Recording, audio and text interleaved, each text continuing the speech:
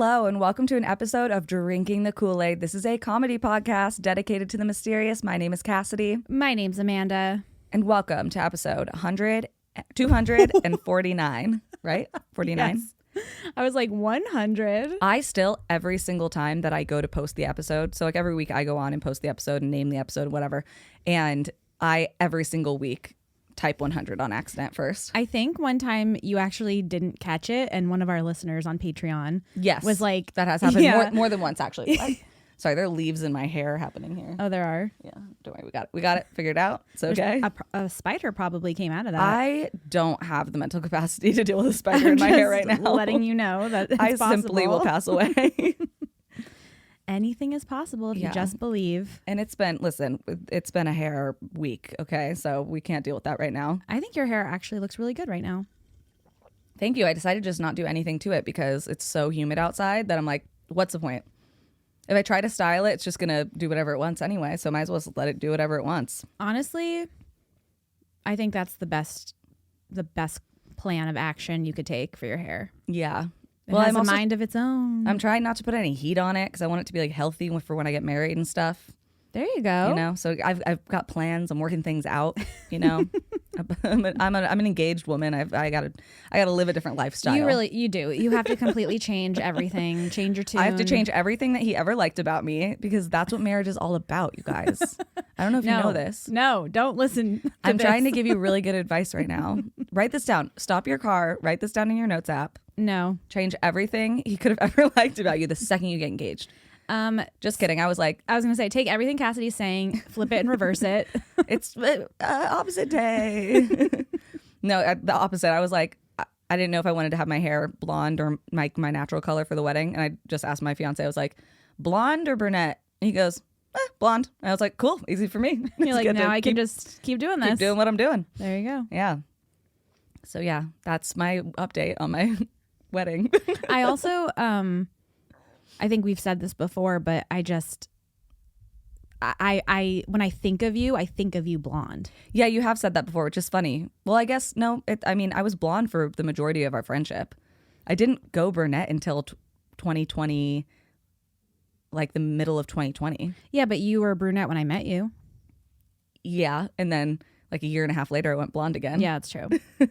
So I automatically think of you. Sometimes I think of you with purple hair. Yeah. I was blonde basically most of high school. I was blonde, like bleach blonde, and purple was usually the color I'd put in it.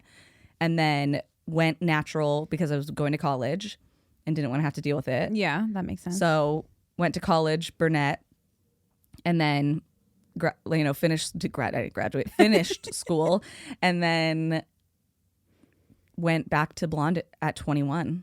Oh yeah. So really, I was only brunette for like 3 years. Someone asked me at work the other day, do blondes really have more fun? Yes. They do. Oh, I feel like, yeah, absolutely. Yeah. I just feel like I can do more fun stuff with my hair when it's blonde because it's like, oh, I can, if I want to do like a temporary color or if I want to, tint it, or you can even go a little darker and then really easily go back to light, where when my hair is just really dark, it's like, that's it. That's the thing it does. No, it's so true. Yeah. And my hair is frizzy no matter what color it is. So it's not even like, but it's frizzier because it's blonde. It's like, my hair's frizzy when it's brunette too. So I really can't. Honestly, mine too. Yeah. Mine hair was frizzy when I was a brunette. My hair is the same texture. It's a little curlier. That's the one thing that I don't like about being blonde. My hair is actually curlier when it's not treated, obviously, because bleach just like strips that out of it. But whatever. What are you gonna do? What are you gonna do? Whatever we want to do. That's what. It's still a free country for now. True. And with that, we are drinking these very, very clear cocktails, if you can see. They are really clear. I was expecting so what it is I love Olipop. This is not sponsored. This is definitely not sponsored. This is not sponsored at all. This is not sponsored. I just really do like them. I drink them all the time. So Olipop, get on it. If you would like to sponsor me, I would be into it. Don't sponsor us, but definitely Sponsored me for sure. Yeah. And if you guys ever come out with like a hard seltzer, I better be your first call. Oh, hell yeah. So they're just these really good like prebiotic, probiotic or whatever sodas. and Amanda's never had them before. So I was like, let's do that and just mix them into like a cocktail because they're so tasty. Yeah, let's do that for the first time, and then also put a shit ton of vodka in them. But they're they're like not too sugary, so they don't like give you that like soda feeling, you know? Or even like that diet soda, like, you know what I mean? Ugh. Yeah. And also the sound. But they're really good. But this one's like red apple or something, so I don't know why I expected it to be red. But when it came out, it was just like pale, very, very pale yellow, and I was like, It is extremely clear. No, pale yellow. It's probably better. It means they're not putting any red dye 40 in it or whatever the fuck. No, it's true, but it just alarms me because I did see how much vodka you put in it, so I'm just like, oh boy, and I'm a little scared to keep drinking it. 1-to-3 ratio. 1/3 vodka, 2/3. You saw how much vodka you poured. I know I did. That was the ratio I did.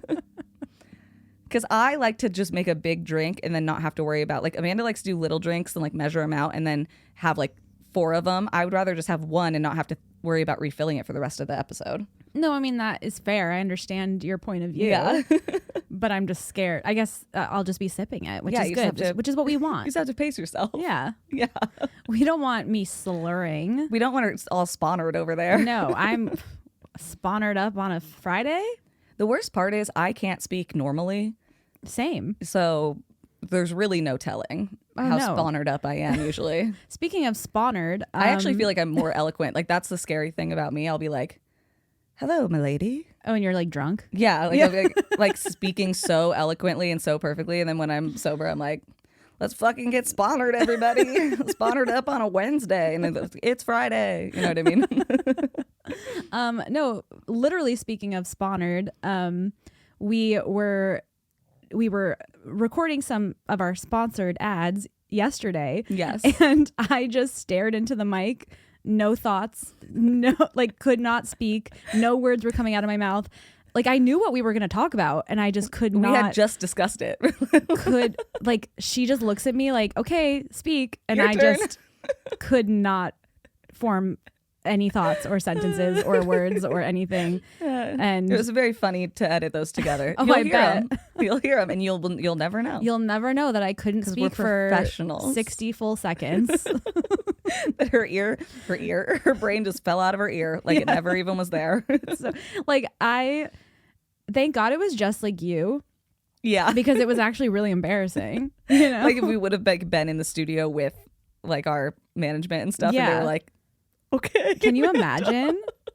I would have had to walk off of a bridge. Oh, you would have had to take your shoes off and leave and never come back. And never come back. And then guess what?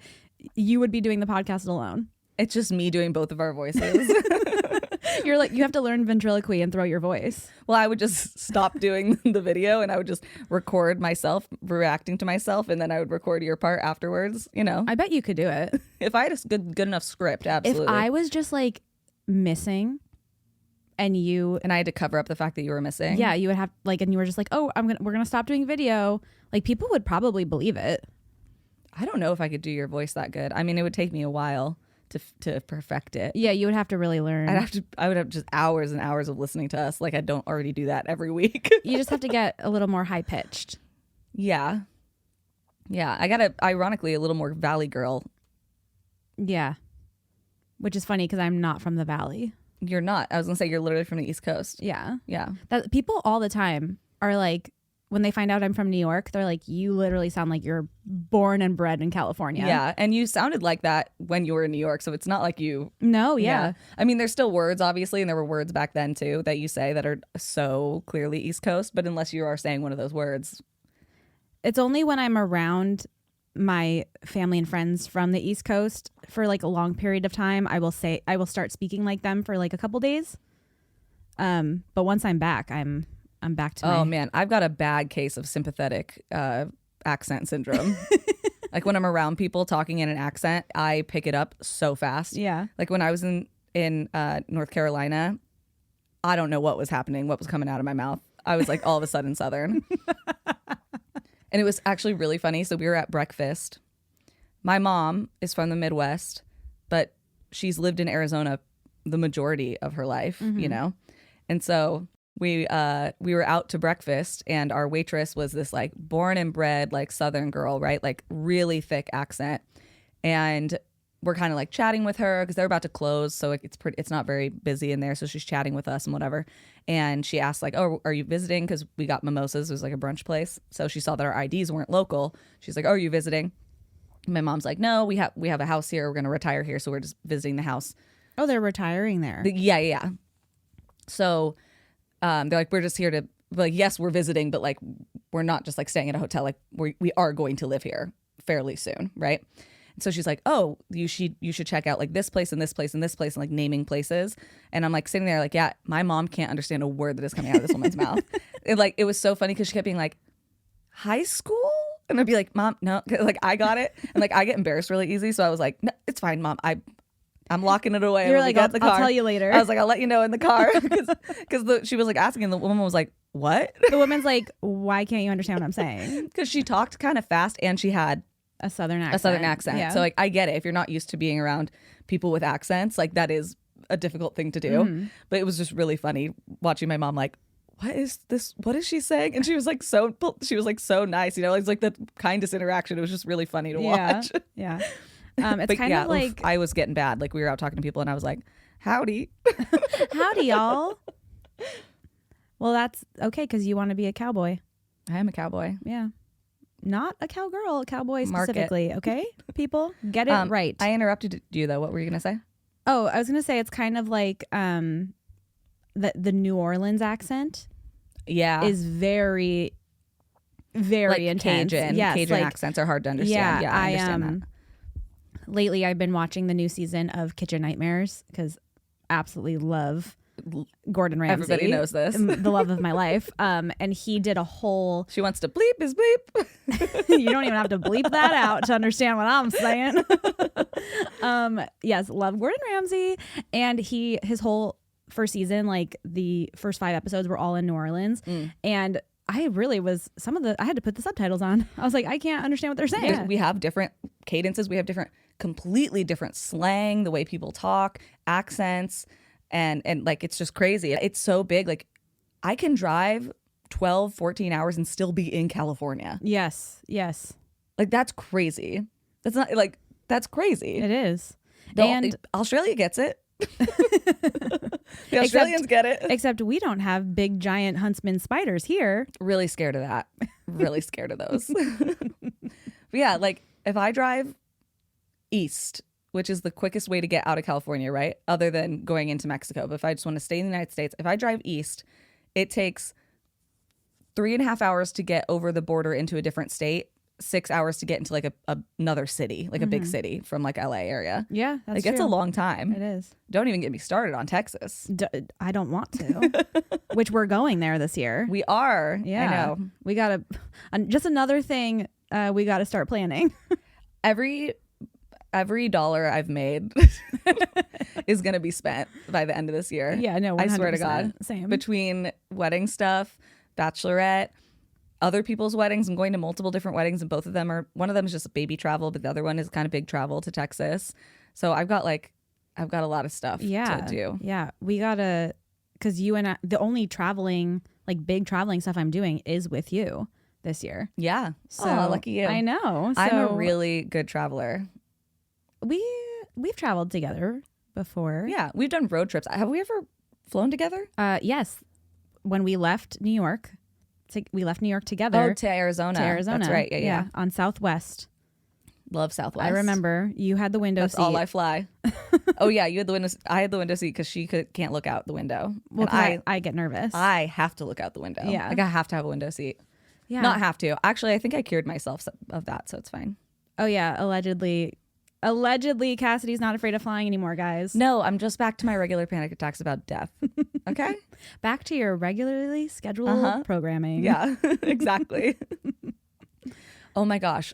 Speaking of, thank you for everybody in the comments and in my DMs validating me about the Charlotte International Airport. So many people. Oh, I'm so glad that not a single person has said anything but like, yes, exactly. It is the worst place in the world. Yeah. It's terrible. I do everything to avoid it. So now I know if I take the layover in any other city, basically, is what everyone has said. Even if it's like a little bit of a longer layover, it's worth it to not have to go to Charlotte. Good to know. And it sucks. I'm sure Charlotte's like a great place outside of the airport.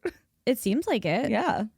But Charleston is really where all the That's South Carolina. yeah, that's where all the TV shows are. What a week. What a week. It was raining. It's sunny today. It's super sunny today, but it's still cold and yeah, humid. Yeah. It's cold and humid and all the things. Yeah, it's a little confusing. It is a little confusing, but it's okay. I love just a lovely sunshiny day at a crisp 73. Oh, I was going to say, I love a sunny day where it's cold outside. Like today, it's 62. That's like perfect for me because you get to wear like a jacket. Like I came over here in shorts and a jacket, but it's still sunny. So if you are getting cold, you can like stand in the sun and like warm yourself like a lizard. That's a good point. Yeah, but I also feel like 70, 71 is still a good, you can wear a light jacket. I always wear a light jacket. I was going to say, we're talking to the wrong person. You will wear a light jacket. It's 92 degrees outside and she's sweating, red-faced, wet as hell. And I'm going, take off your jacket. And she's like, no. No. First of all, even if I wanted to, can't now because it is sweaty under here. Yeah, 100%. Yeah. You're creating your own biodome under the jacket. And then if I take the jacket off, I'm going to smell. Yeah. So I can't take the jacket off. I love a jacket. What can I say? I can't hate on it. Just call me jacket girl. Call her jacket girl. Maybe one day I won't. Maybe. We don't know. Global warming's hitting us, girl. Eventually you're going to have to give up that jacket out of your warm, dead hands. Maybe I won't. Maybe I'll just keep sweating in the jacket. Your overheated dead hands. There is this little boutique that used to be on my street, went away during COVID, and it's back in a different location over here. What boutique? Goldie's. Oh, really? Nice. I love where Goldie's. the little flower shop used to be. That's where I got the dress that I wanted to get married in. Well, it's back. Oh, okay, good. Nice and there is the cutest jacket in the window, and I think I need it. I love jackets because I think they're like a cool look, right? Like it's an easy way to be like, okay, I'm just wearing like a tank, like you're just wearing a tank top, throw a jacket on, and it looks like you tried a little harder, right? Exactly. But I'm not like you. I do not like to be hot at all. So I just know I'll only wear jackets like 2 months out of the year, maybe. And so I usually go utility over fashion. Not me, baby. All summer long. I came over in this. This is my favorite jacket I've ever worn. Shout out Todd. Yeah, that's like a fleece. I got it at Costco. I wear it all of the time. It's so warm. And it was $14. And Todd bought it for me at Costco. Look at it. It's covered in my hair. Do you see this? I do. God, it's because we're out of dryer sheets. So everything's just sticking to everything. I had like a thing I wanted to show you, but now I can't remember what it was. Well, now I really need to know. I know. And I had it even pulled up, but my computer died, and so I had to reopen all my tabs, and so nothing was in the spot it's supposed to be at. That's the worst. It's such hater behavior of my computer. I mean, it makes sense that your computer would be a hater because it's literally hearing you all just day hating, long. hating, nothing else, hating. It's just taking in all that hate and it's just spitting it back out at you. Spitting it back out at me. No, it's true though. Well, what can you do? I don't know what to tell you guys. Okay, what am I supposed to do? Be a positive force for good? I don't think so. No. Hey, I did get, but they are making the March highlight film at the Barrymore Film Center, No Other Land, which is now an Oscar-winning documentary. If it's playing in your local area, I 100% encourage you to go see it. Actually, one of our listeners came down to Long Beach and watched it. I'm so sorry that I missed your DM and we didn't get to meet. But I'm so glad that you, and I think you said your sister, came and watched the film. It was really intense. I've never watched a movie where afterwards not a single person moved an inch. Yeah. Until the credits were completely done. So if you have a chance to go see No Other Land, it is an Oscar-winning. It is literally an Oscar winner. Documentary about the West Bank in Palestine. Yeah. Amazing. Yeah. I hope it starts to stream or something. I know. Everyone's trying to put pressure because it has no North American distribution.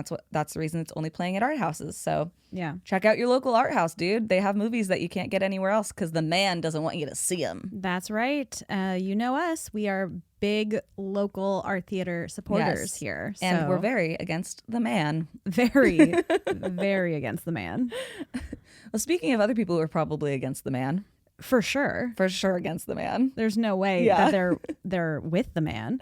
Let's welcome some of our new patrons. Let's do it. So welcome to Elizabeth. Hello, Elizabeth. Welcome to Kelly A. Hello, Kelly A. Welcome to Bridget Doe. Hello, Bridget. And welcome to Kelly Joan. Oh, hello, Kelly. Another Kelly. Another Kelly, 2 Kellys. Wow. Kelly is also my mother's name. So it is. And neither one of these people are your mother. No, these are not my No. mom. See, I got other Kellys on the Wow, roster. you're collecting Kellys. You collect Sam's, I'm collecting Kelly's. Yes. My fiance's aunt is named Kelly, who I'm pretty close to. Oh my gosh. Kelly after Kelly after Kelly. I'm just doing that thing. Here we go, baby. Thank you so much for joining our Patreon, you guys. We literally could not have done this without you. And we are just so thankful. Make sure you check out. We have a bonus episode that's coming out in the next week or so. We also have our coverage of American Murder, the Gabby Petito story. Check that out. We have had just tons of new stuff really on Patreon in general we lately. have. So go check that out at patreon.com/drinkingthekool-aid. If you can't join Patreon right now, we totally understand. But if you could drop us a 5-star review wherever you listen, that makes a huge difference. Or even just share this podcast with a friend you think would be interested. That is the way we can grow our podcast and make sure we can keep doing this thing for as long as we can keep doing this thing. Yes. Yes. Please do that. And we love you for it. We love you for it. Absolutely. Oh. What?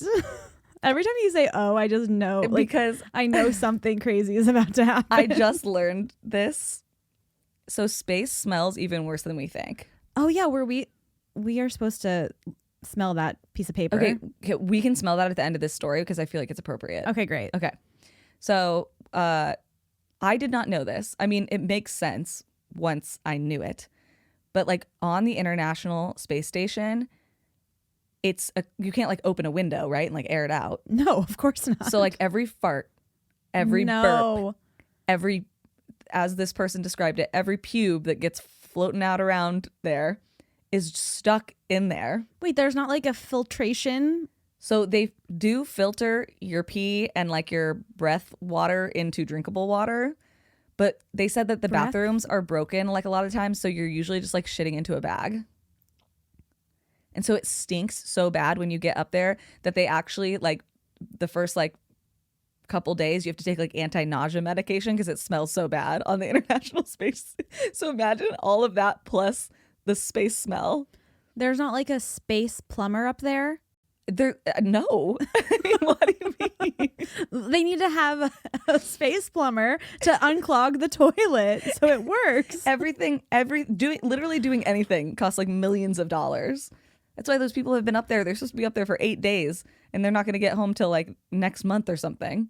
Oh, they're finally coming down? Allegedly. Yeah. It's been like a year. It's been so long. Yeah, they've been up there for like over 9 months, I think. Yeah, that's crazy. Yeah. Yeah, that's absolutely atrocious and disgusting, and I hate everything But I about didn't even it. think about that. Like, yeah, like people are gassy and they're burping and farting and then it's just trapped in there. You can't like air it out or like light a candle. You know what I mean? You're Dutch ovening everybody. Yeah. Inside the space Yeah, station. but like sometimes you have to fart. Like there's really no What do you mean? options. Of course you have to fart. I fart all the time. I'm not going to hold it in. I know. Now imagine not only you, but everyone you know and depend on is smelling said fart forever, basically. This is actually something, not to like sidetrack a little bit, but Please do. this is, well, I'm just going to talk about farts again. But this is something that I think about all the time when I'm like, ooh, I really want to be on Big Brother. They film you 24/7. I am so gassy. Do they film you in the bathroom? Are they allowed to do that? They like, don't film you legally? in the bathroom, but Okay. you that's think I why don't people fart in my always fuck- sleep? That's why people always fuck in the bathroom, huh? Probably. Yeah. But you think I don't fart in my sleep? Yeah, and there's people who like watch those feeds 24/7. That's what I'm saying. Yeah. What's a girl to do? I mean, you're the one who was saying that you don't care if what people think at all about you or your body or anything. I said my hair. Oh, sorry, her hair. That's a really big difference. Well, you said I don't care if people think I'm ugly. Oh yeah, but farting is different than being ugly, don't you think? No. Like, I don't want to be like the smelly farty girl that walks around. I mean, okay, well, you watch the show religiously. Do they ever talk about the smelly farty girl? No, because I've never watched the live feeds. But so apparently, so clearly it doesn't become like a thing unless you're like abnormally farting. Because I guarantee you those people are holding it in. When they're sleeping? Because apparently if you hold in farts, you just do it more when you sleep. I guarantee you all these people are holding in their farts, and I am not a fart holder inner. I let it out. You gotta let that thing breathe. You gotta. So that's just what I would be known as. And also probably get my hair talked about too. Well, yeah, I mean, everyone's gonna dissect everything that you do. Yeah. That's why you don't want to be a reality star. No, I do not. We like to keep it insulated to our little group of cool kids who are nice to us and understanding. Is exactly right. But yes, anyway, space, farts, smells. Well, go get the thing. Okay, Let's let me smell go it right get it. now, and then we can and then maybe you can fart for us, and we can imagine what it would smell like in this International Space Station. I did tell you that the Ollipops are gonna make you fart. They have like 9 grams of fiber. Sorry, now that we're alone, now that I have you to myself, hi, it's me, your favorite podcaster, Cassidy Liston. Would you like to start a coup against the? Oh, sorry. Oh, she's back. Never mind. Just kidding, you guys. This is a comedy podcast dedicated to the mysterious. And Amanda is back with our space smell. I heard you say your favorite podcaster. Yeah, well, I was planning on starting a coup against you and Against me? tyrannically overthrowing the podcast so that I could be in charge, but it didn't really work out. You weren't gone long enough, so now we have to just. We're getting spawnered. I'm just saying, anybody could spawn or anybody at this point. Okay. E2 Brutus. Oh, you're opening the bag. Okay. It's already smelly. So who's this from? Okay. There's a card involved. Okay, wait, cover the address there. Oh. Want me to read it? Well, there's like a card and then there's a piece of paper. Okay. These are just a few things from my shop. The UFO cows aren't packaged because they're hot off the laser cutter. UFO cows? Yeah, I want some UFO cows. Well, it seems like... Oh, aren't packaged. Okay. The pumpkins and ghosts are hand-drawn, shrink plastic, very fun. Pretty sure I know who will want the cow abduction ones. From Charming Creations. Yeah, this is from Al. Oh, so it looks like they sent us those things. Is this the paper that smells like it? Do you smell it? Yeah. It doesn't smell good. No. This one smells way more meaty. No. Oh. This is it. Okay, Al. Oh my God. Okay. I'm I writing told this you. at 12:06 p.m. while having my coffee. Since I'm already sending packages out from my shop, I decided to send some goodies and the smell of dread. Haha. I'm 100% sure you could smell it from the next room, so I apologize for your P.O. box for smelling like space. I hope you guys have a wonderful week with absolutely no dread. You read my listener story on episode 150. I'm all cut up anyway, eagerly waiting for Wednesdays. Al. That's cute. Yes, that is so meaty. It's Sorry, this one's way worse. Imagine if I farted right now. If you farted right now, I would absolutely overthrow you in a violent coup. Oh my God, my hands smell like it. This is why I have kept it in this bag for like a week. That's so much and it's worse. still so strong. Okay. That's so much worse than no. Oh no. That's so much worse than the candle. Oh no. I feel like the candle was trying to be like mildly pleasant. Yeah. Oh my God, my hand. Oh no. Guys. We're in a dark place right now. Guys. Oh no. Oh no. What have I done? Al, what did you do? It kind of smells like Cassidy. You're crying. Yeah, it's upsetting. It's an upsetting smell. You don't also feel this way? Well, I think I already smelled it so much because it was like in my car. Yeah, this is shocking to me. Like, yeah, I was in your car. You already accidentally firebombed this room with it once. Oh. Okay.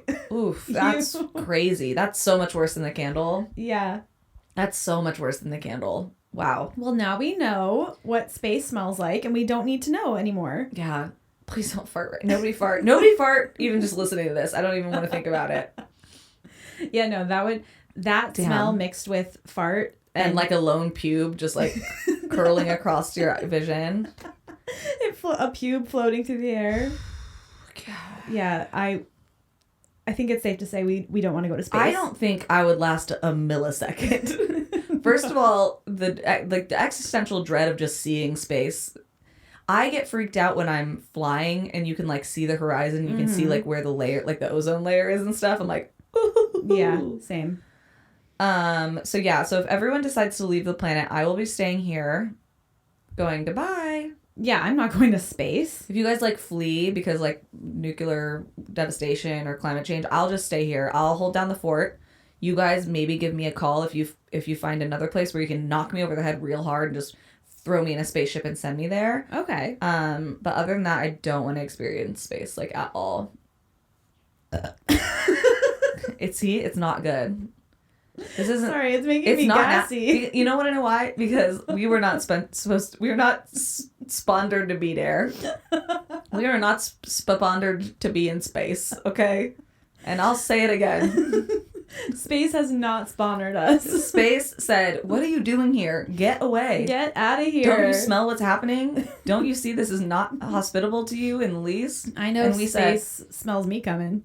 And oh, great! We're getting that gassy girl from Big Brother sent up here. Great. I told you I only wanted to be with the girl who got canceled from Big Brother. It's like, well, which one? So there's your if you want to see the full video of us smelling space and experiencing it for the first time, go check that out once again on patreon.com/drinking the Kool-Aid. Yes. Well, on that note, how about we get started? Let's get started, and I'm going to get rid of this. Please, I think I might go wash my hands. Yeah, I think you should, and I'm going to as well. There have been more than a few times where I've woken up with some weird symptom. Yes, you have, my friend. And needed a little help.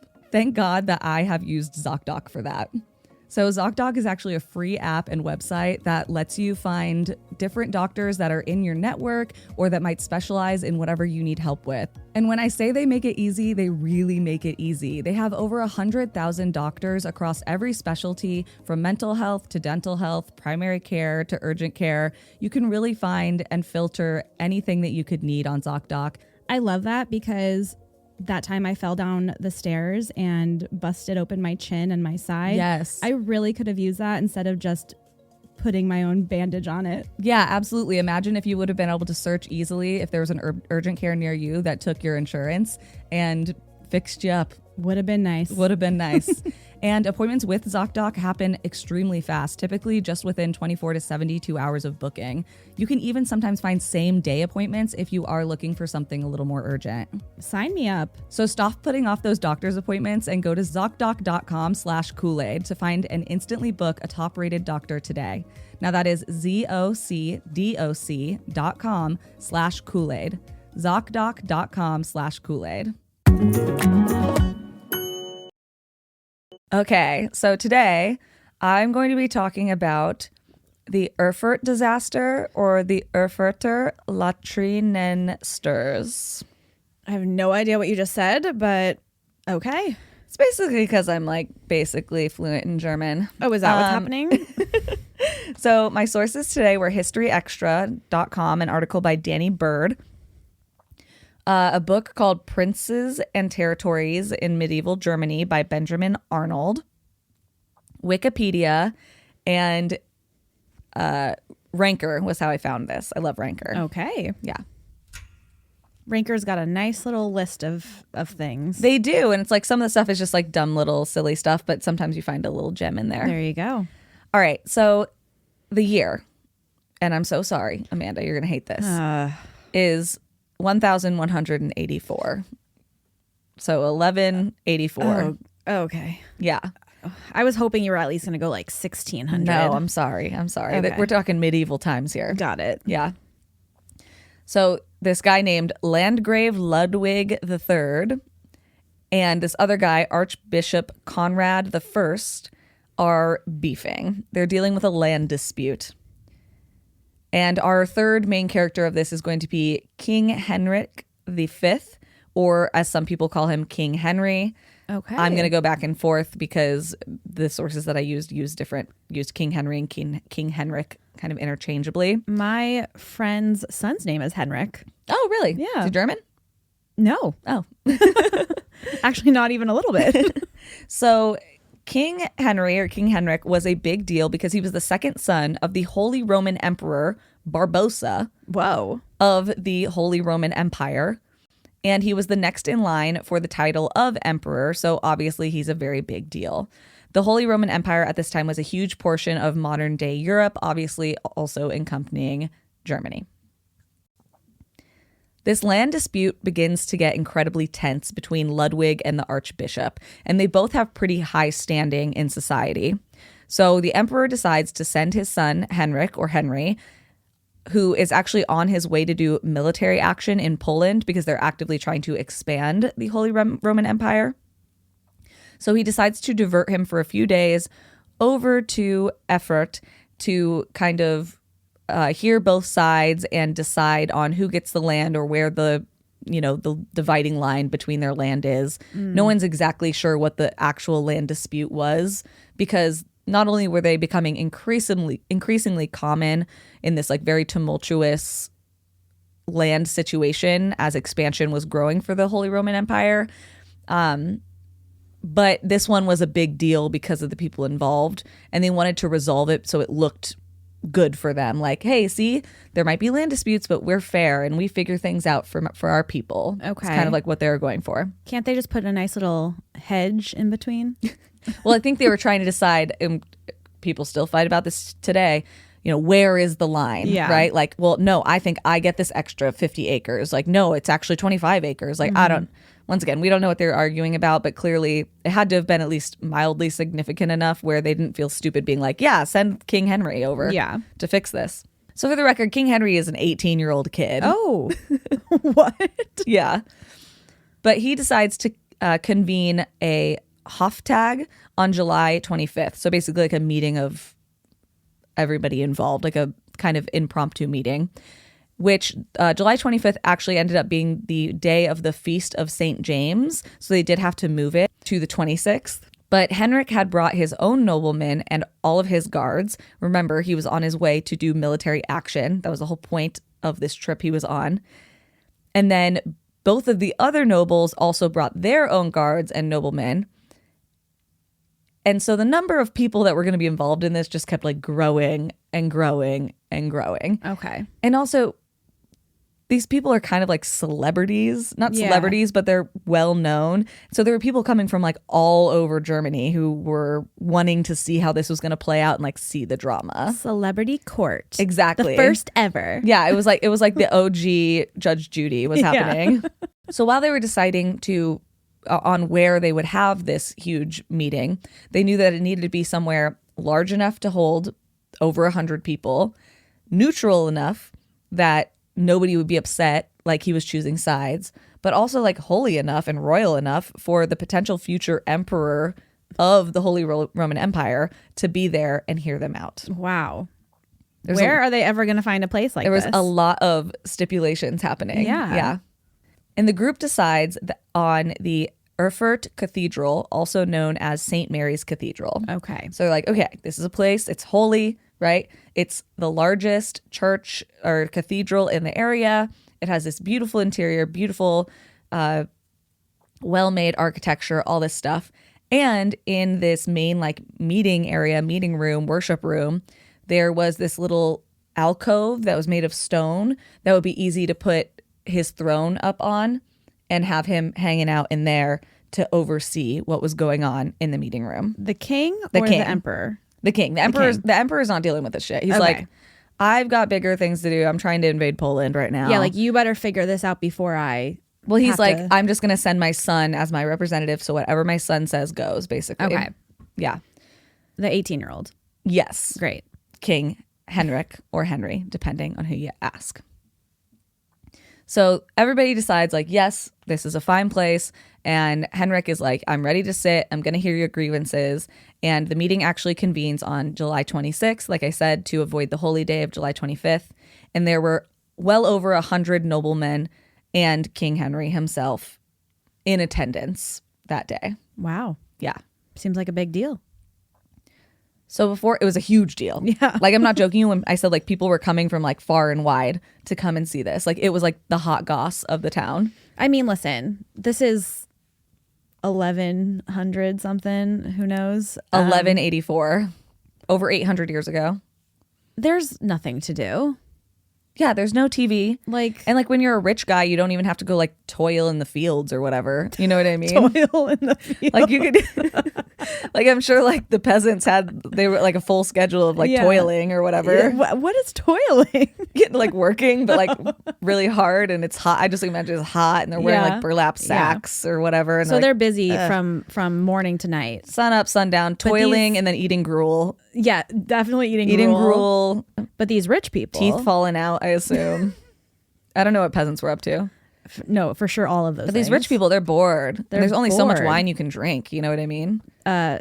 grog. No, not grog. Maybe they had grog, mead. No, mead. Yeah, mead. That's we don't the know. castle stuff. And yeah, they're drinking mead, and they're like, you know, they go knock on their buddy's door, like, doo, doo, doo. Hey man, you hear about the Landgrave fighting the cardinal about that 50 acres?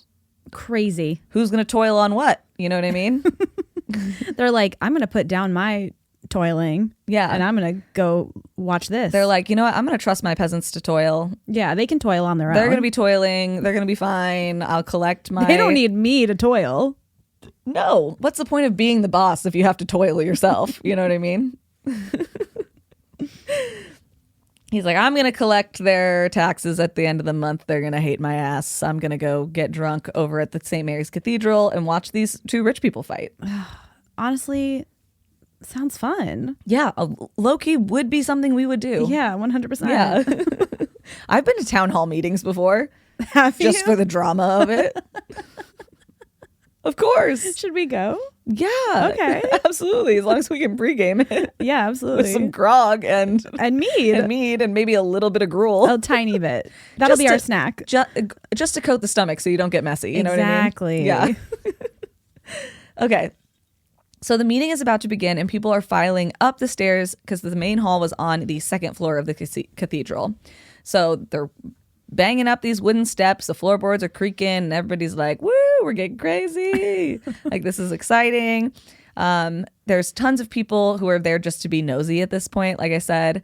Me and Cassidy. And I literally wrote, the land dispute was probably like their version of reality TV over 800 years ago. That's what I'm saying. Yeah.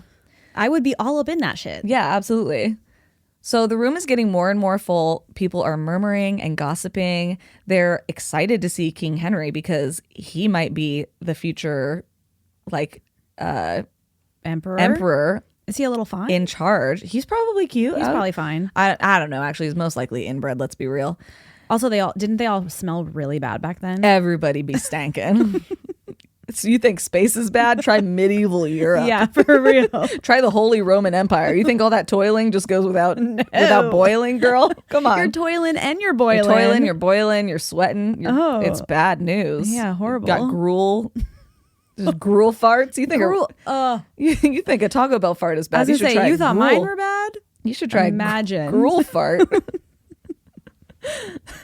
Some historian out there somewhere is just ripping their hair out of their head as I say all of this. I hope they don't listen to this ever. I'm just joking, guys. I don't know anything about gruel or peasants. So all these people are, piling into this place. Like, they're like packing in like sardines because it is like the hot, cool thing to be seeing. Not only do people want to see King Henry and be like, oh my gosh, this is crazy. Like, he is going to be our next leader. Because, not everybody's, there's no TV. You don't get to like see the emperor on TV. It's not like the president or something. Yeah, they probably didn't even know what he looked like. Yeah, they've like maybe seen drawings and stuff. That's crazy. And then on top of that, they also wanted to hear the details of this land dispute. And who knows, maybe it would get messy. Like, people start fighting and yelling. Like, go off, queen. Mud wrestling. Go off, King Henry. Well, as you say, mud wrestling, that's when the cracking begins. The cracking. And the very floor that they are standing on begins to bow and then breaks under the weight of all of the people in the room. There's so many people in this room that the ancient medieval floorboards literally crack beneath them, opening up a hole under where they are. Okay, it's literally the 1100s or whatever, Yeah. 1000s. I don't know what it's called. In my my humble opinion, I don't think that they had really good, sturdy. I would assume there wasn't a lot of regulation happening. Yeah. Like none of Yeah. these are earthquake safe. No, they can't hold 300 plus people. They didn't have limits like, oh, we were at capacity, everybody. Right, they were right. like, pile them in. Yeah, get them in there. Get the hot gruel and the grog flowing. Exactly. You know? So this wouldn't seem like a big deal because they're only on the second floor. Did they get hurt? That's where we're going to get. Sorry. That's where we're going to get to. You're just jumping ahead of me, but I like your enthusiasm. So they're only on the second floor, which doesn't seem that far, but it does disintegrate basically beneath them so quickly that the entirety of the floor does collapse and all of the attendees fall through Oh my gosh. this gaping hole down to the first floor below. Which, yes, some of these people were obviously older, and this is back in the day where people didn't live as long, so people are prone to injury or health problems. But a lot of the people were just healthy adult individuals, and they fell less than 10 feet. So most people should be fine, right? Oh, 10 feet? So the problem was that the construction of the cathedral was so ancient, when the second floor collapsed, the weight of all the people falling down onto the first floor, that impact actually sent them through the first floorboards as well down into the basement. Oh, there's a basement. And it's not only just a basement. This was before modern plumbing.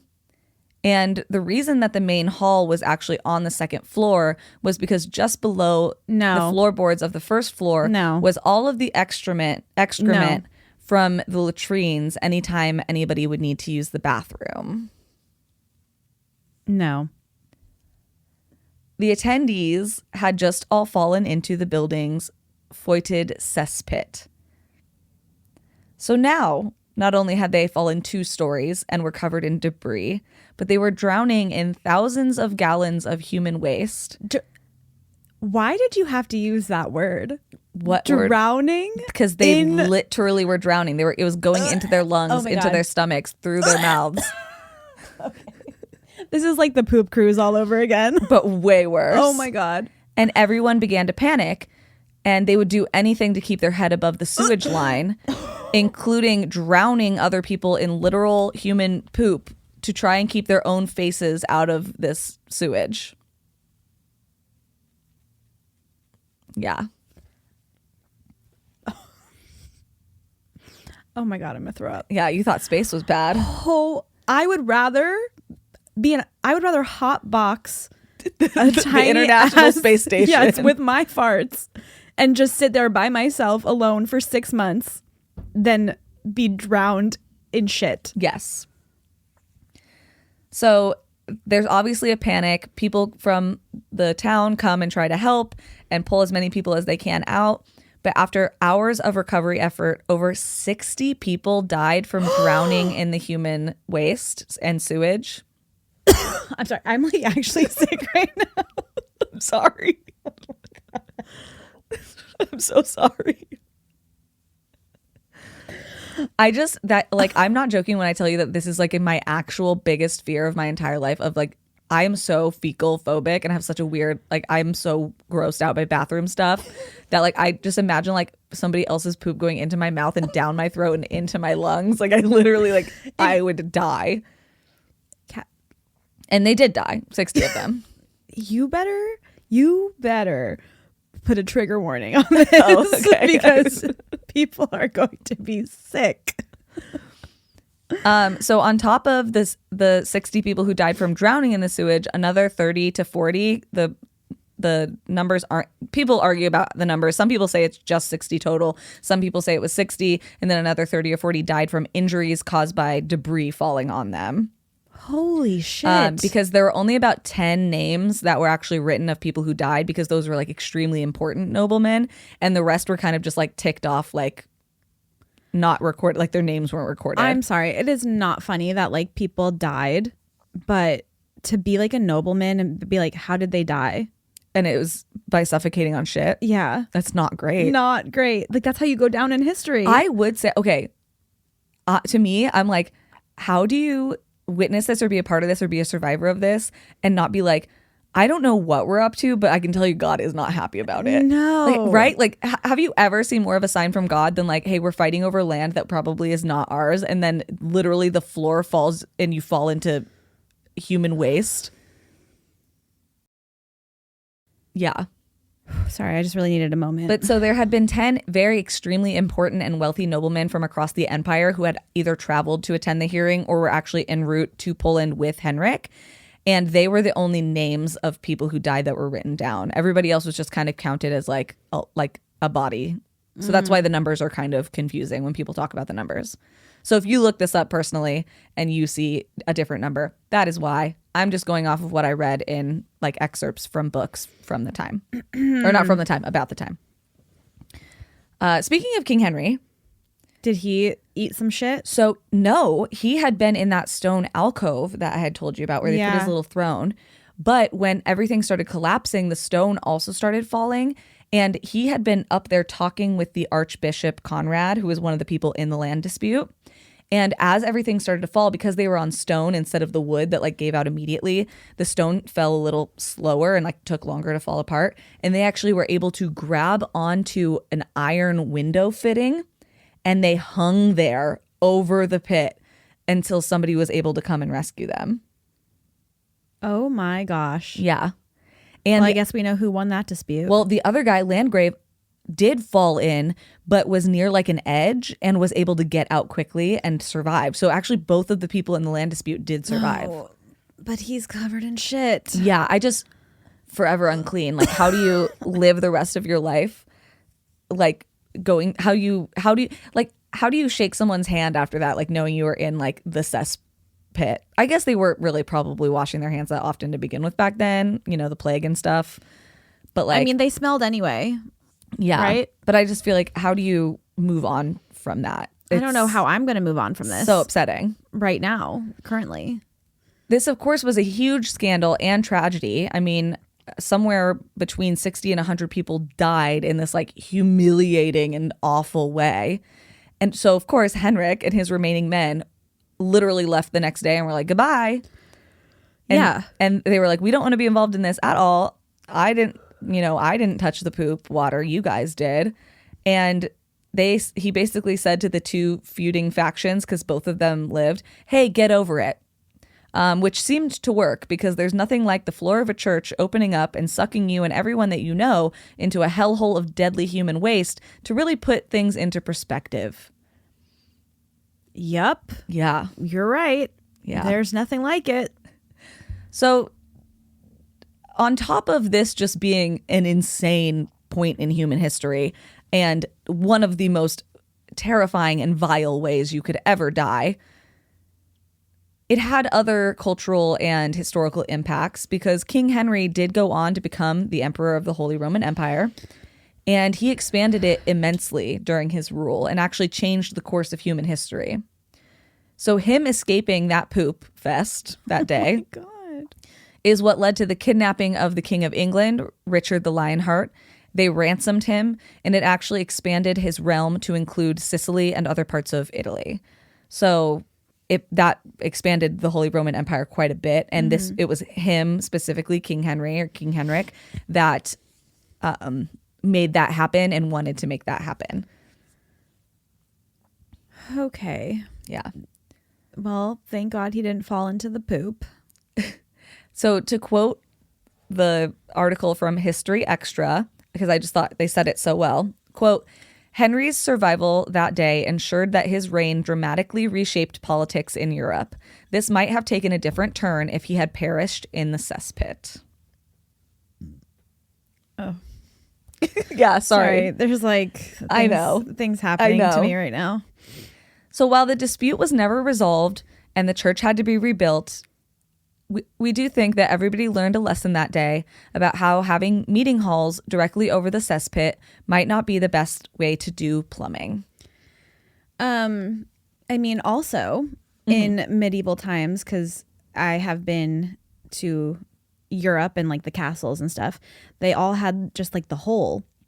Yeah, and so it would flow into this cesspit. Oh. That's what it is, right? So they would like Yeah. go in the hole, and there would be like a tunnel, and it would all just flow. So it was literally not even water. It was just poop and pee. That's all that was down there. Oh my God. Okay. And when human waste is decomposing, I guess. I don't know what the correct word is. I don't know. there. I'm really upset. It releases gases that are actually noxious and can knock you out and kill you as well. So I'm sure that is a part of what led to people not being able to escape. Is there's ammonia and different toxins in the air that would knock you out, and then you would drown in the poo.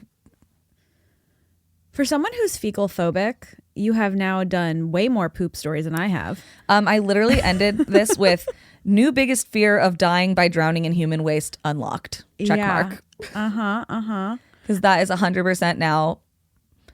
Probably, I would say top 5 ways that I wouldn't want to die.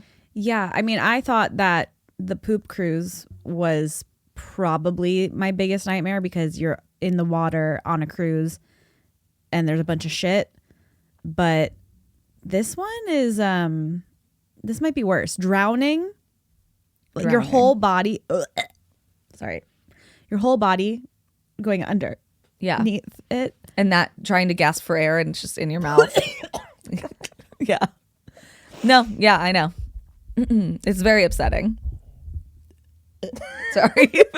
Sorry. I don't know why I thought this was going to be a good. I was like, everyone's going to love this.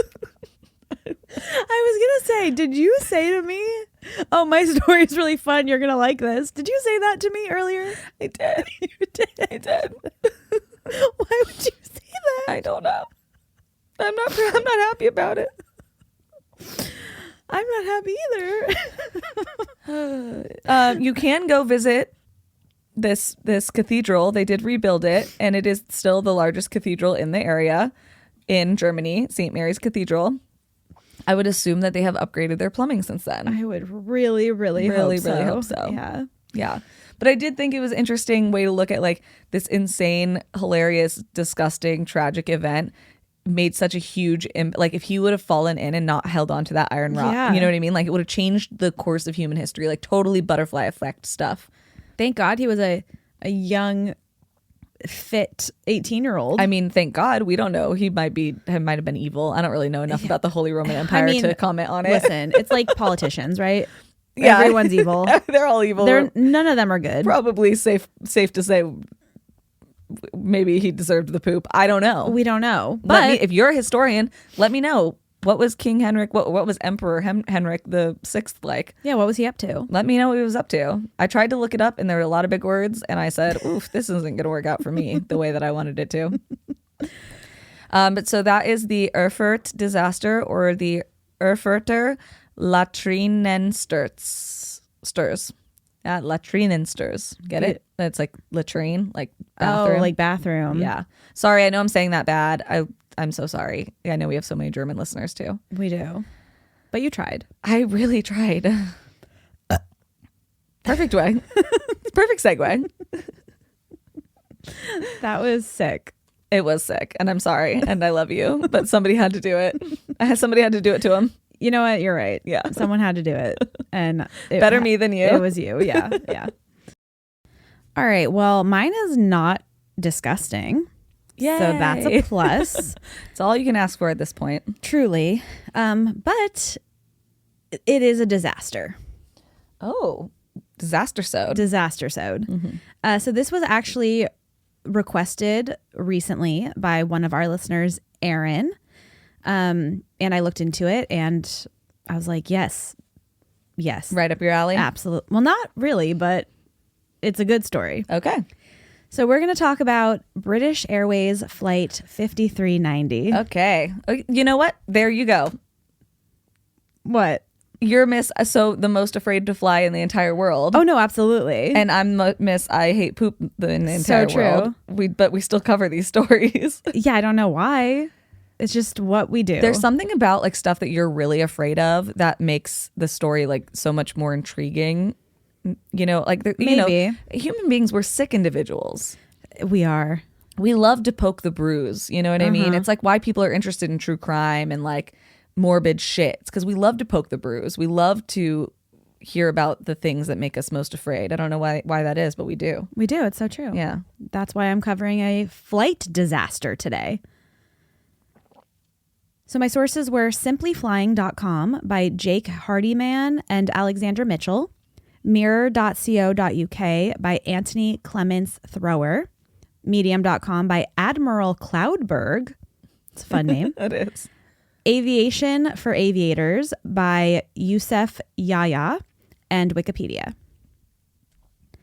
So naturally, with plane disasters kind of being in the news way too often these days, Aaron requested this and I just figured, why not talk about this one? So this incident took place on June 10th, 1990, when British Airways Flight 5390 was making its way from Birmingham Airport in England to Malaga Airport in Spain. I did practice that. Good job. Saying that, yes. So this was like a pretty short flight. It was only 2 hours and 52 minutes. So anything under like 3-4 hours to me is pretty ideal on a plane. Yeah. Like longer than 5 hours, which is what I always do to the East Coast, but it sucks. The captain of this flight was 42-year-old Timothy Lancaster, who had over 11,000 flying hours under his belt, and the co-pilot or first officer was 39-year-old Alistair Atchison, who had 7,500 flying hours. So a lot. Yes, a lot. Both of them had been in the game for a long time. And although they had never actually flown together before, like this was their first time meeting, they both did fly on this specific plane multiple times. Okay. And this plane was a BAC 111 aircraft. It was a medium-sized plane, definitely not like one of those really, really huge ones with like the 232 rows. Yeah. But it was a very normal-looking plane. Yeah, because they're not going over the ocean. They're not going from continent to continent here. Yes, exactly. Like it's one of those planes that you go on for a 2-hour flight. Yeah. The cabin crew was made up of 4 flight attendants, the chief flight attendant, John Heward, and his crew of Nigel Ogden, Simon Rogers, and Sue Gibbons.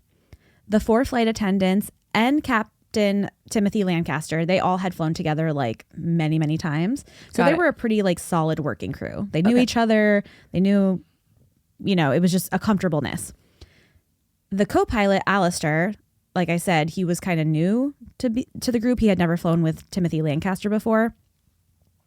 But he had been doing this for a long time too, so it's like he knew what he was doing. He wasn't really nervous or anything. And then, of course, there were the 81 passengers on board that were all heading to Malaga.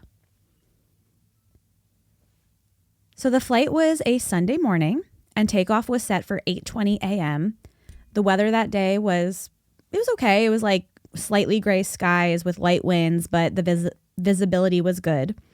And the crew got everyone on the plane in proper time, and takeoff would be as scheduled. Okay. Love when that happens. Pretty ideal. Yeah. That also rarely happens these days. So true. First Officer Alistair Atchison, he was actually the one that was going to be piloting during takeoff, which I guess at the time, I don't know if it's still like this, but that was like standard procedure. Once they were in the air at a certain altitude, that's when the captain would take over and finish out the flight. Okay. So Alistair, he gets all his ducks in a row, as they say, and they take off. Flight 5390 begins to climb up to 14,000 feet, where they started to like coast for a while until they would get clearance from air traffic control to proceed to a higher altitude. Okay. Their beginning cruising altitude would be at 25,000 feet. So they still had like a little ways to go. And once they got to 25,000 feet, that's where I'm assuming Captain Timothy Lancaster would take over piloting the plane from here on out. So typically it takes about 15 to 20 minutes for a plane to get to that like initial cruising altitude of like 30,000 feet. Once a plane gets to 10,000 feet, that's typically when they turn off the seatbelt sign. Okay. Now, keep in mind, I am not a pilot or a flight attendant or know anything about planes.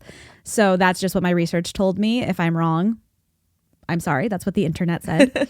Blame Google. Literally blame Google, and also blame this pilot guy that I was listening to talk about planes. Okay. So during this climb into the air, when the plane did reach that 10,000 foot mark, Captain Timothy, he unlocked his shoulder harness just to get like a little more comfortable. Once again, this is what my research told me, that this was kind of like a common thing, or is a common thing that pilots do, just to like. Yeah, so it's not like he was way out of protocol or something. Yeah, here. like they don't have just a seatbelt over their lap like the passengers do. They have like shoulder harnesses and a seatbelt, and it's like all locked into each other. Mm-hmm. So he just like popped open the little latch and it released his shoulder harnesses so he could move around a little easier. And then he also just proceeded to loosen up his waist seatbelt. He didn't take it off, but he did loosen it. Okay, I think that's fair.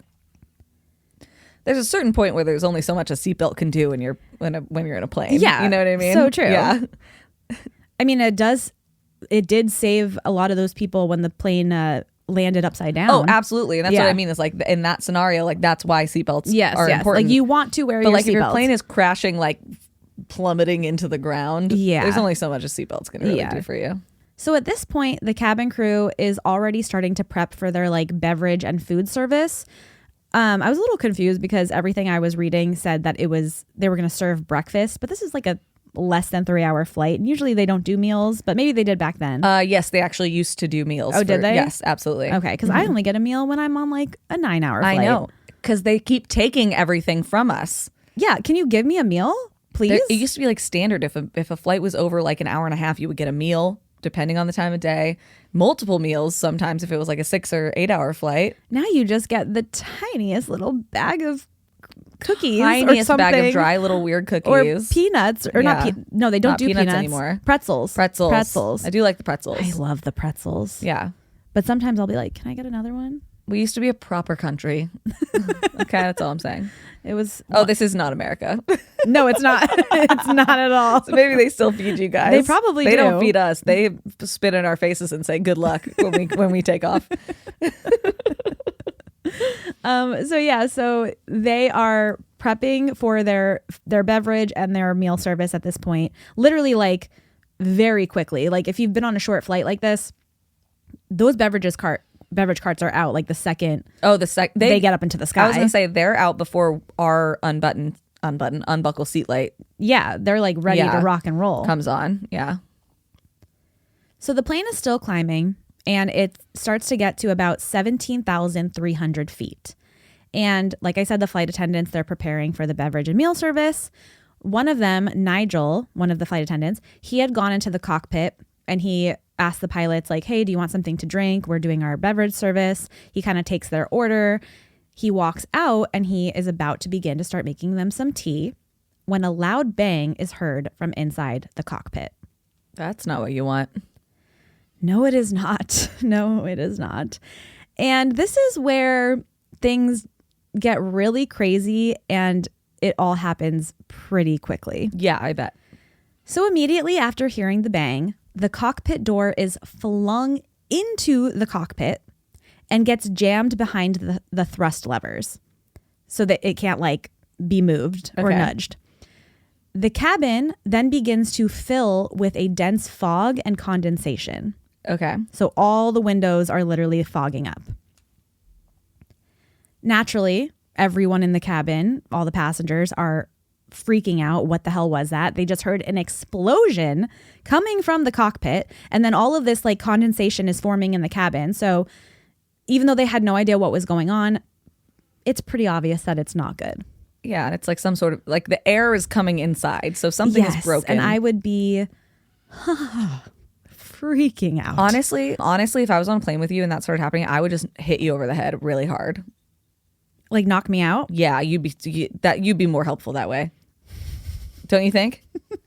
Yeah, I mean, I'm not offended because Yeah, like no, absolutely. I just treat it you would like be better for you. It would be better for me. It would be better for everybody. It would literally involved. be better. That's what I'm saying. Like I love you, and that's why I would do it. Because I'm the type of person that I would panic so much that I would make everybody else She panic would make more. it so much worse. Yeah, and it would be worse for everybody. And also like then I would have to spend any time or mental capacity I had that I could be helping the situation trying to calm her down. Correct. Where instead, if I just had like a cartoonishly large frying pan and I could just boinker. Just a quick bonk on Just the a head. quick bonk as hard as I can do it. Yeah. And then she'd wake up with a funny little mound on the top of her head, but safe. But it would be worth it. Yeah. Yeah. Well, thank you so much for that. I really I'd put your appreciate little it. oxygen mask on. Well, not in 1990 you wouldn't. Oh, they didn't have them? And we'll get there. This is probably why they have them. We will get there. So now one of the flight attendants, Nigel Ogden, he runs into the cockpit to see what the hell is going on. And that's when, to his horror, he sees that the left side window had been blown out, which was what the bang sound was. Yeah. And Captain Timothy Lancaster's upper body had been sucked out of the window. You know what? I take back everything I said about maybe keep that thing on. Keep that harness on, sir. Do not take it off. Maybe lock that thing down. Okay. Maybe tighten it. Yeah. Actually. So luckily, as he was being sucked out of the window, his legs actually got caught on some of the flight controls. Okay. So his legs were still inside the cockpit, but from his knees up, completely outside the plane. Can you imagine? No, no, I cannot. Like, I'd rather do that than the poop thing, but it's close They're both pretty bad. because that's pretty bad. Just with half your body. I mean, At 17,000 feet. you're going so fast. I wonder if he was just knocked out. Well, You know what I mean? Because like there's Yes. people who like pass out on like roller coasters. which we have talked about. Yes. We both have done before. Yeah. People, us, People, have done. literally us. We're like people, us. It literally was just us. So without even hesitating, Nigel leaps forward and grabs the captain's legs, and he just holds on for dear life. Nigel, the hero that you are. Literally. So Nigel's holding onto the captain's legs so that he doesn't completely fly out of this plane. Horrifying. And this is when he can hear the captain's head banging repeatedly on the outside of the plane. So body is flapping, smacking into the side of the plane, Because he's gone. and there is blood everywhere. So to make matters even worse, when Timothy got sucked out of the plane, his legs had like clicked the autopilot button and turned it off. Oh, so all these controls that everything's stuck on are just fucking willy-nilly all over the place. Yep, Okay. absolutely. And now First Officer Alistair, he's like, has to figure things out really quickly while he's kind of freaking the fuck out because there's literally a guy hanging out of the plane with blood everywhere and his head banging against the side. And the other guy is holding on to the legs. And then there's also like wind and debris and just crazy shit happening in the cockpit. So he's like, I got to figure out how to, get this plane down on the ground literally as fast as humanly Immediately, possible. yeah. And also land it safely. And also not let Timothy's body completely blow away because they had no idea if he was alive or not. Yeah. They had a pretty good idea, probably guess, but yeah. they weren't sure. But you never know. But they also didn't want to just like let it fly away. Yeah, that too. Yeah. Not only would that be horrible like for his family and whatever, but it's also just super dangerous. Like that. Yeah. Things that fall out of the sky kill people all the time. Yeah. And Yeah. and a body, we don't want that. No. So on top of all of this, at the time, the aircraft, the BAC 111, like we mentioned just before, it did not have automatic oxygen masks that come down from the ceiling in these types of situations. In fact, they didn't even have enough oxygen for all 81 passengers and crew members. Stop. Okay. Yeah. 81's not even that many for a flight. It's not. That's what's crazy. No. Yeah. They only had enough oxygen, which was like in an oxygen tank that they would have to like manually Move around and bring to people for 18 people. Yeah, because they probably had it like in case of somebody had like a medical emergency, Yes. not because of a breach of the hull here. Yeah. So Alistair, he obviously knew this, and this was also something in his mind while he's thinking about all the other things that are going on. So he's like, I need to land this plane also because I need to save these 81 people before they Give me can't the fucking breathe. oxygen. Yeah. But because Captain Timothy's legs turned off the autopilot, the aircraft had actually already been descending at a pretty rapid rate. Yeah. So Alistair quickly, he picks up the phone and he makes a mayday call into air traffic control. Okay. So air traffic control, they hear him calling Mayday over and over again. But like I said, there was so much noise and debris and the sound of like the wind whipping through the cockpit that Alistair could not hear air traffic control when they were responding to him. So they could hear him, but he could not hear them. That makes sense. So this took several minutes for them to realize that they actually did have a very serious emergency on their hands with Flight 5390. And before they kind of figured that out, they had kept taking on more air traffic in that area because they didn't know the severity of the situation. Yeah, it turns out air traffic controllers are like actually a really important part of safe air travel or something. Yeah, wouldn't you know it? Who would have thunk? That's crazy. But they had no idea at this point that a man's body was literally hanging outside the plane, but they were aware that the window had blown out. Yes, okay. So the aircraft is almost at 10,000 feet at this point. Nigel Ogden, he had been holding on to Timothy's legs for this entire time. It's been minutes and minutes and minutes. And not only is he starting to get weak, but his hands were so cold from being in the direct path of the wind that he was beginning to get frostbite on his hands. Yeah, I didn't even think about that. He Yeah. also started to get frostbite right under his left eye. Just none of this is good. Yeah. So the outside temperature was negative 17 degrees Celsius or 1.5 degrees Fahrenheit, but the wind chill temperature was about negative 40 degrees.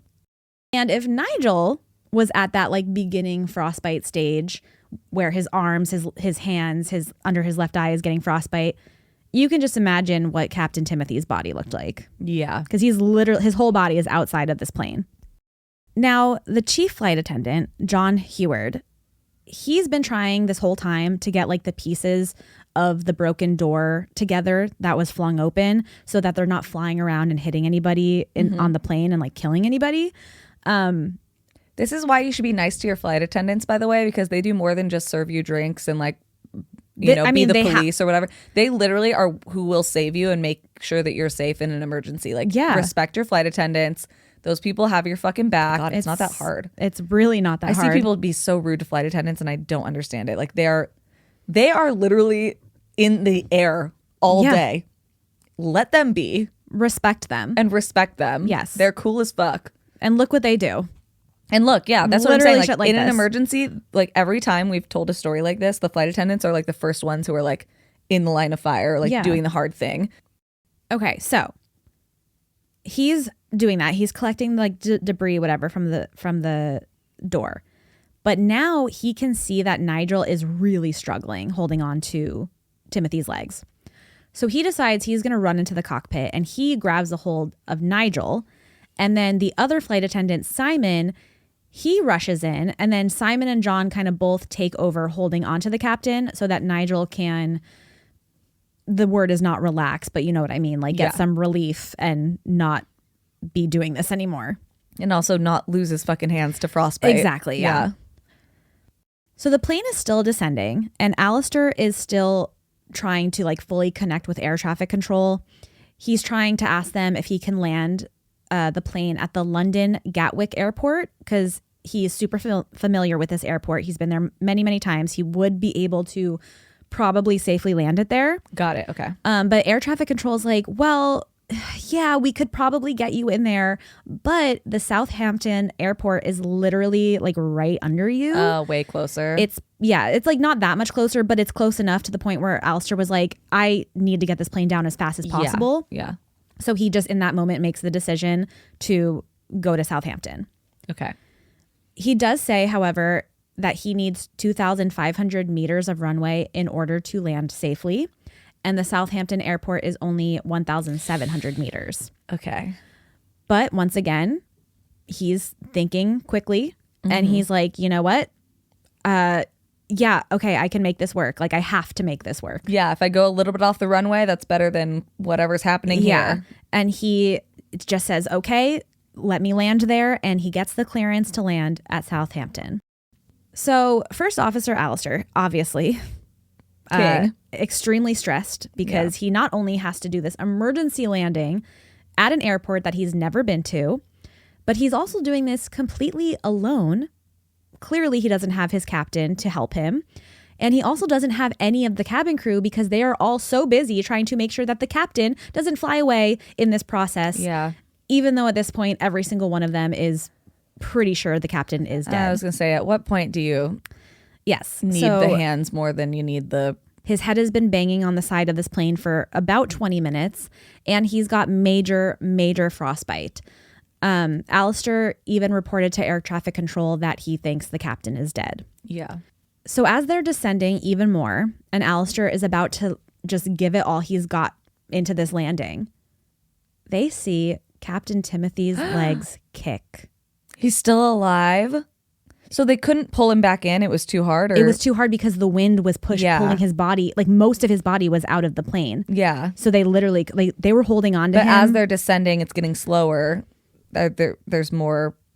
I don't know. They said that they could not. So they were just holding on to him for dear life. I wonder if actually the cold... sorry, I'll get into that. But they see his legs kick and they realize he's still alive. This man is alive. Oh my God. Nightmare. Literally a nightmare.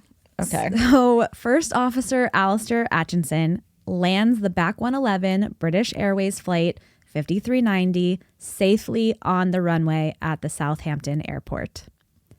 They managed to get off every single passenger on the plane. All 81 passengers survived with very, very minimal injuries. I believe only 2 people had injuries at all, and they were like super minor, like a cut or something. Probably didn't have their seatbelts on. See, guys? Not to victim shame. Come on. Then the firefighters come in. They grab Captain Timothy down from the plane, and they put him into an ambulance. Captain Timothy Lancaster had a broken thumb, a fractured arm, frostbite all over his face, arms, and body, but otherwise was completely okay. Okay. Wow. So he wasn't bleeding from his head, which was what the assumption was, right? He was bleeding. Oh, he was. Okay. From places all over his body. Yeah. I just meant because his head. They said like his head. It was probably his arm that it was might hitting. have been his arm. It was probably his arm that was hitting, and not his head. head. Yeah. Because I'm sorry, if your head is hitting against sheet metal, over and over again like that, like there's no way don't have massive internal trauma. Yeah, of course. So he said that the last thing he remembered seeing was the back of the plane before he went unconscious. Got it. Yeah, he got sucked out, saw the back everything. Of the plane. Got it. Went unconscious. Okay. Best way to do that. Yeah. Honestly, if you're going to be in that situation, would want to be unconscious personally. And then when he kind of came in and out, I think, like when he kicked his legs, he said he kind of regained consciousness for a bit, went out again. And then when they finally got him down and he regained consciousness again, the first thing he said was, "I want to eat." Mood. Wow, you're just like me for real. Just a hungry little cold frostbitten boy. Yeah, give me some soup, some pho. Something, please. So yeah, crazy survival moment. Well, I need to know what caused. Oh, we'll get there. Okay.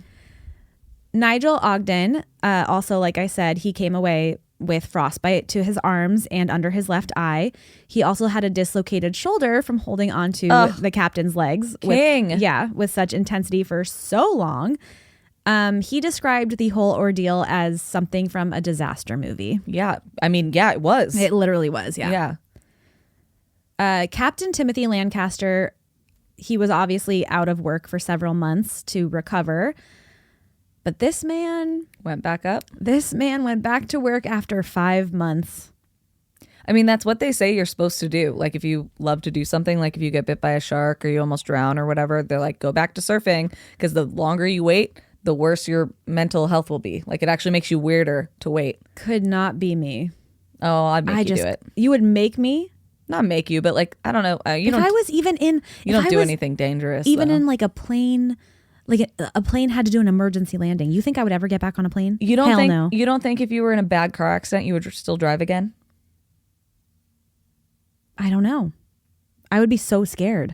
Yeah, it's because you're supposed to start driving on the freeway like right away again, because then you remember, 99% of the time, that's not what happens. You know? That's fair. Yeah.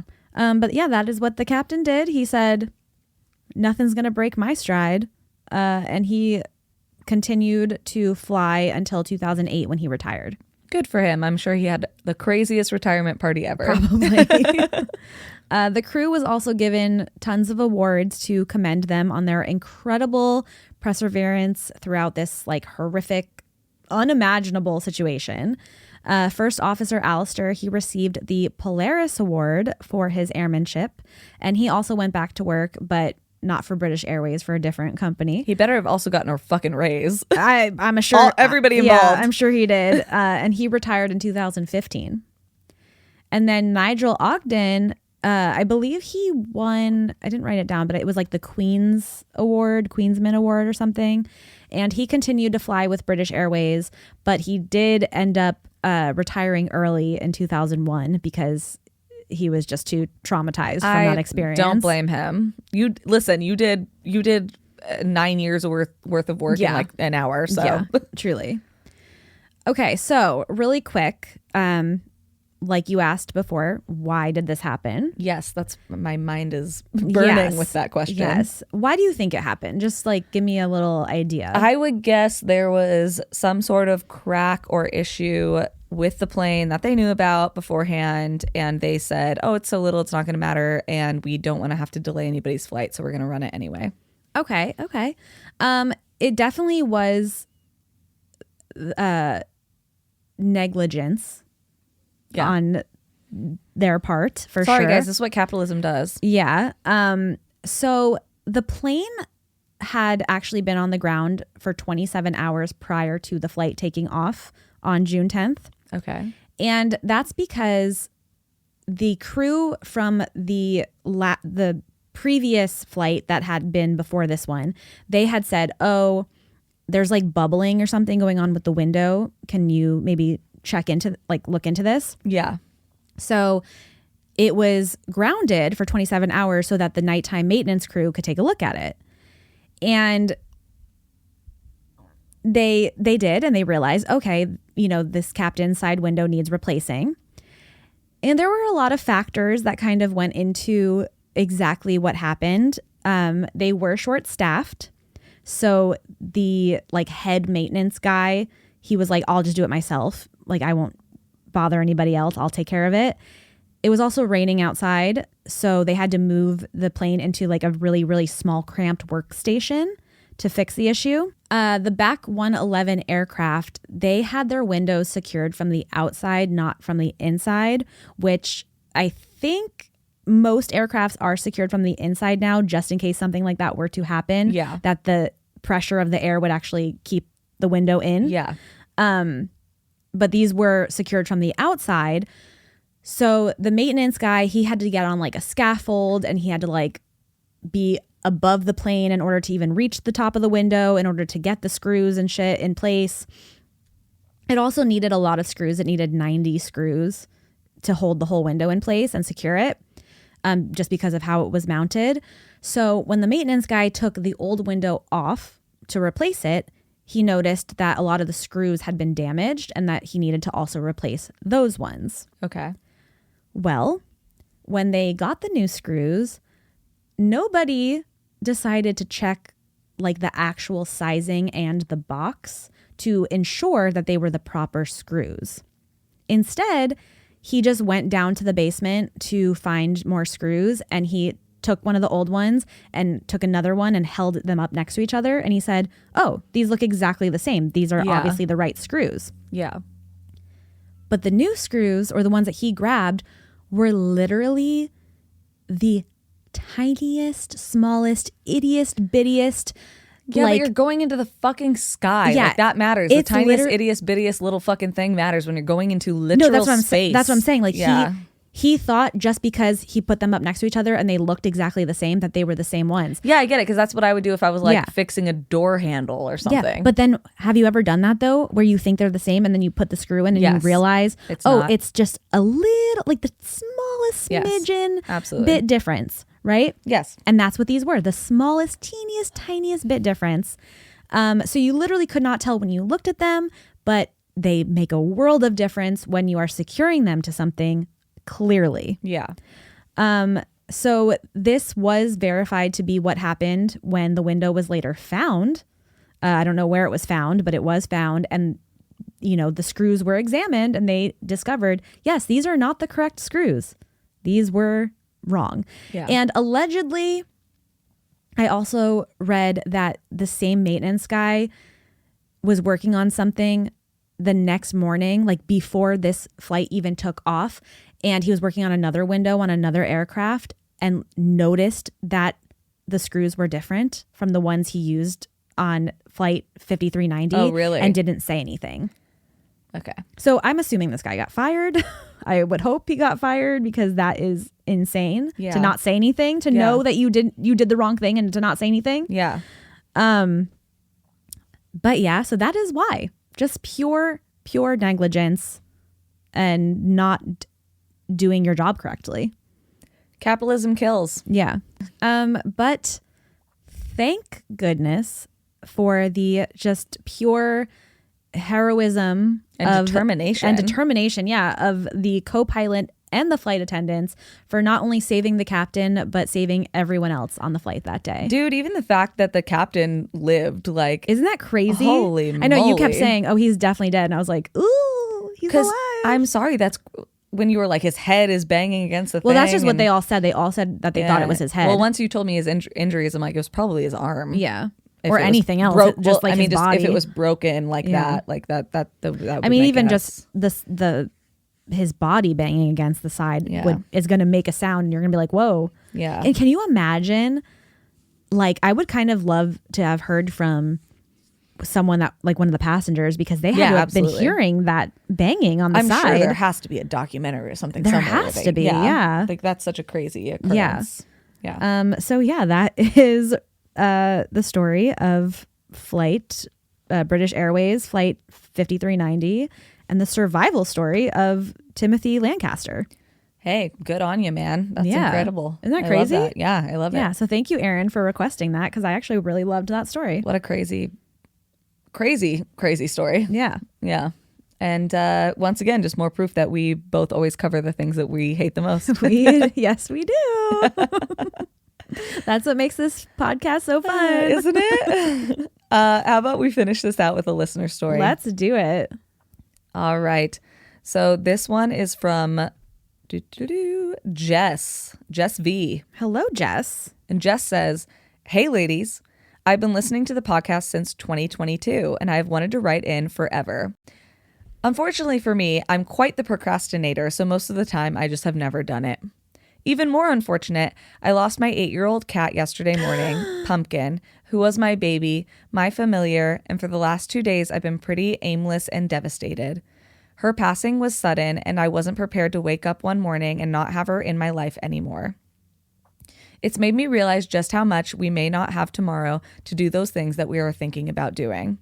Oh my gosh. Listening to y'all for the past 2 years has made me so happy. I love knowing that people like you and your community exist in the world. And I want to tell you both that you're wonderful ladies and all those wonderful people and pets out there, that you are so awesome. All of you are. I do have a story, or some stories, that I would like to share, but I wanted to let you know this one first. I always planned to tell a story from my mom the first time that I wrote in, but under the circumstances, I think I'll write about the duplex that I used to live in as a teenager instead. I moved into the duplex with my mom when I was about 13. My mom and dad got divorced when I was 10, and we moved around quite a bit, finally settling into this duplex that had been built in the 1970s. I'm not sure who had lived there before us, but there were a few strange things that took place there. First off, there were multiple mornings when I would wake up to the most amazing sweet scent coming from the kitchen, like cookies or muffins were baking. Definitely not space. Not space at all. And also, wow, what a good haunting. Just, Yeah, I mean, a little disappointing if you wake up and there's no muffins, but that's true. And I would get up so excited that my mom was baking, only to go to the kitchen to find that the lights and the oven were all off and my mom wasn't even awake yet. Disappointing haunting. She'd get up a little after me and come into the kitchen thinking that I was the one baking something. So while we both didn't mind the cookie baking ghost, as we came to know him, we both were pretty disappointed multiple times. I feel Yeah, that. literally. I'd be pissed. I'm like, I smell pancakes or whatever, and then they're not there. Secondly, I saw my third full body apparition in this house. And it was the one and only time where I saw something and I felt like it was a bad energy. Ugh. I only saw her once. I was home alone and it was the middle of the day. Oof. I don't know why that's scarier. It really does. It's giving Insidious when she sees the little boy playing Tiptoe Through the Tulips. Yeah, and you're like, oh, it's the middle of the day. Nothing Yeah. scary can happen. And it's like the scariest part of the whole movie. Our living room had large double windows looking into the front yard, and I had gone to the windows to look out. I can't remember now if there was a reason, but I was standing there and suddenly I got a terrible feeling, like someone was watching me. All of the hair on the back of my neck stood up and I got a chill. That's when I turned and saw a woman standing in the living room right where the entrance to the hall was. Oh, no. She was in all black, yes, a woman in black, and her eyes bore into me. The feeling was so intense, I blacked out momentarily. Not long enough to fall all the way to the ground, but long enough to know that I wasn't physically aware of my surroundings anymore. When I came to, she was gone, and I never saw her or felt her again. Now for the final story. I want to tell the reason that I decided to talk about my duplex experience. When we lived there, we had one cat, Annie. One day, when I was walking to my room, I saw a shape sitting in my mom's bed. It was the shape of a cat. I remember thinking that was strange, as I thought Annie had been sleeping in the living room. I turned around to check, and sure enough, there was Annie, sleeping on the couch. Out of the corner of my eye, I could still see the dark shape as it jumped from the bed to my mom's dresser and casually walked away. But when I looked directly at it, there was nothing there. My mom's room had the only VCR hooked up to her TV, so I used to watch VHS tapes in there. Oh my gosh, I used to watch Titanic in my parents' bedroom because they were the only ones who had a VHS player. Oh, really? Yeah. More than once in a while, watching a movie, I would feel the weight of a cat jump onto the bed beside me, though there was no cat there.